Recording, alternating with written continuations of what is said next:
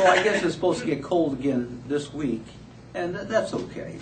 All of you that are looking on YouTube from California, well, we enjoy the cold here. We enjoy it. We like it.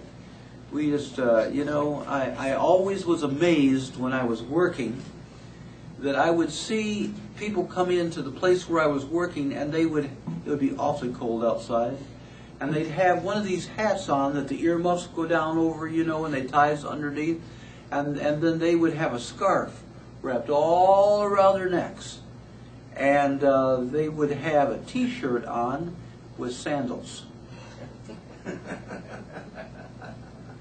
Great is the mystery of godliness, says the Scripture. I don't understand that. Don't get it at all. Well, last week we talked about the temptation of Jesus in the wilderness, because what we're doing is we're taking an honest look at the healings that took place, and we're asking ourselves, how come? Or what happened there? Or did Jesus reveal something to the coming age that would help us to understand his ministry? We understood that he was led into the desert and tempted, and after 40 days and 40 nights he became hungry. And this voice comes to him and says, why don't you just make these stones around you bread? Well, now, as a matter of fact, in the particular area that he is at, the stones do look like loaves of baked bread. And so the claim is, well, look, if you just do some kind of a wonderful miracle for yourself, you can save yourself. But Jesus said that we don't really live by bread alone, but by what? Every word that proceeds out of the mouth of God. And so he here is pointing to a spiritual concept rather than a physical thing, a physical loaf of bread, a physical dinner.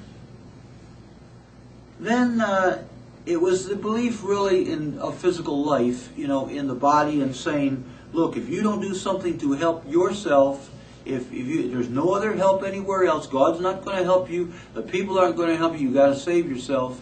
And Jesus knew that God was his father, mother, and that he didn't need to perform some great, marvelous miracle in order to prove that. Sometimes we would like someone around us that could prove a miracle, right? We could just present one. We're going to get up in the morning, they're going to lay hands on us, and we're going to get up in the morning, we're perfectly well. We're 18 again. Well, maybe not 18.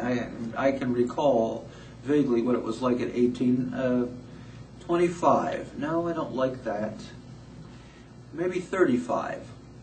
Well, that wasn't too comfortable. Let's see. Maybe I'll become 45. Well, then I was always worried about getting old.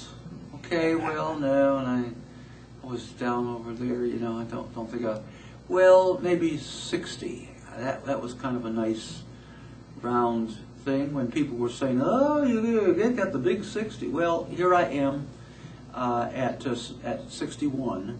And I guess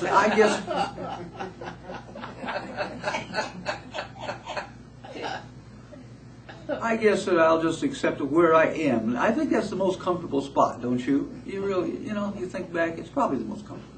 Well, there was a second claim that took place here. This enemy of his own soul. Now remember that Jesus was not just trying to solve the problem for himself. He solved the problem for humanity. He did something in human consciousness. That's where the work was taking place. Then the devil took him up into the holy city and had him stand in the highest point of the temple. Now here is the if again. If you are the Son of God, just throw yourself down, because the Scripture says of you that he will not let you trip over a stone. Now, no place in the prophecy did it say he could just throw himself off deliberately from someplace.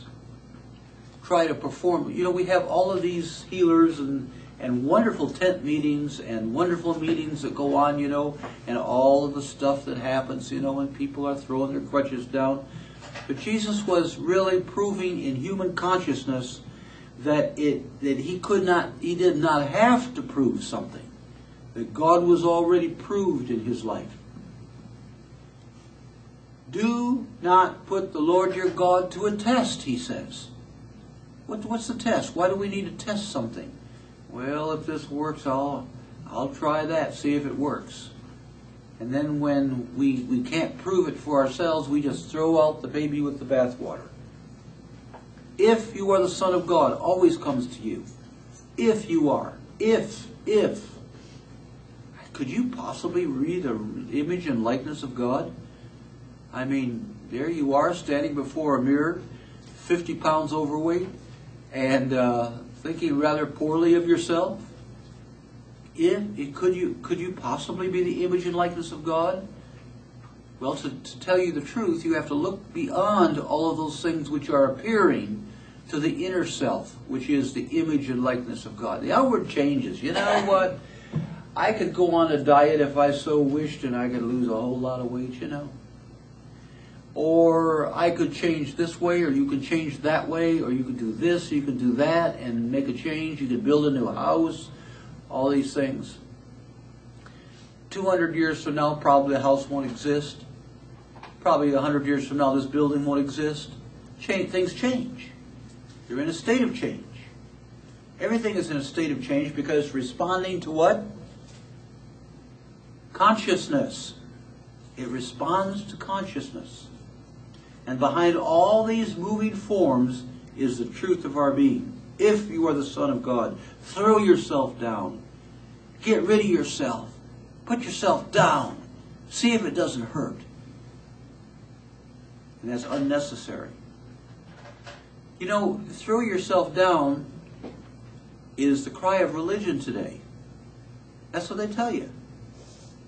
Declare yourself that you are sinful, that you are undone before God, that you cannot please God, and that there's nothing you can do to please God. And that is the concept of fundamental religion today. When in reality, Jesus proved actually the opposite. He was able to overcome and demonstrate over every single claim that came to him.